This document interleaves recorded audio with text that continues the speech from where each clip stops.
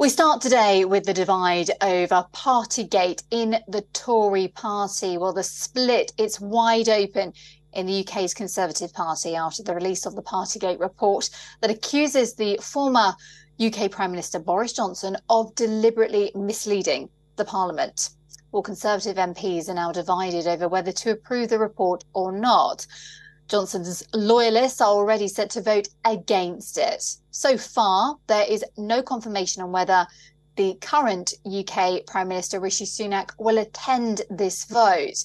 The committee concluded that Johnson acted despite prior knowledge of COVID rules. He was aware that the parties were a breach of the rules, the findings found. Well, the report also says that two members in the committee wanted Johnson to be expelled from the House of Commons, while adding that if he had not been given his resignation as an MP, the former Prime Minister could have faced 90 days of suspension.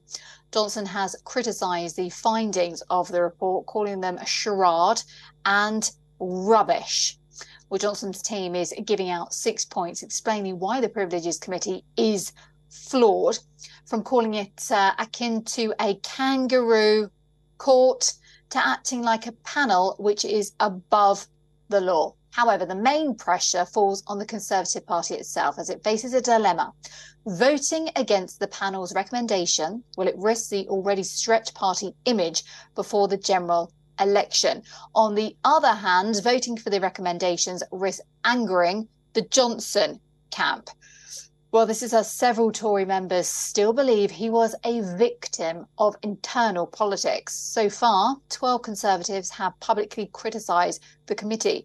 This includes the former Cultural Secretary Nadine Dorries, who even suggested anyone voting for the report should be kicked out of the party.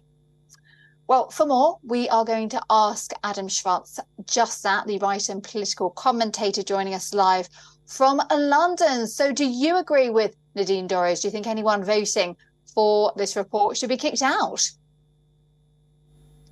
No, I don't at all. I think she's completely wrong in her assessment. And I think that ultimately Parliament will approve the report and its conclusions. I mean, I think really the report, speaks for itself.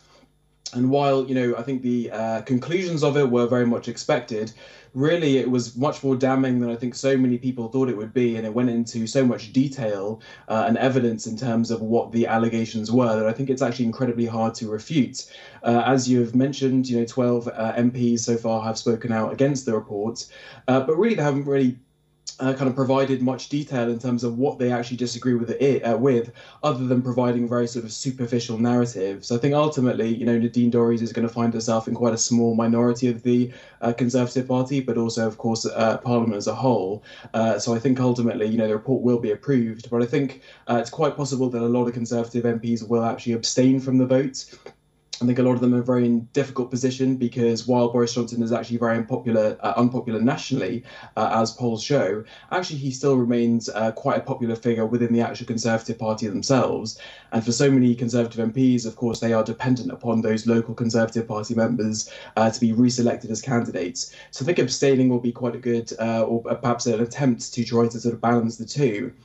But I also think that, it's possible we'll see the motion being amended. They might try to sort of reinstate Johnson's rights to his ex-MP's pass to go to the to visit Parliament after he's an MP.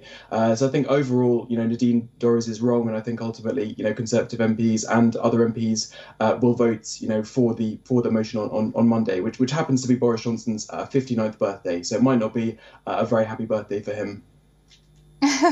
Thank you for that. Adam Schwartz, writer and political commentator, joining us live today from London. Good to be with you.